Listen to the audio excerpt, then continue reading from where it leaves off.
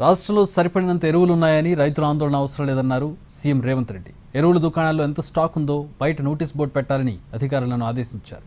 రాయితీ ఎరువులను ఇతర అవసరాలకు వాడితే కఠిన చర్యలు తీసుకోవాలన్నారు. కలెక్టర్లు వాటర్ మేనేజ్మెంట్పై దృష్టి పెట్టాలన్నారు.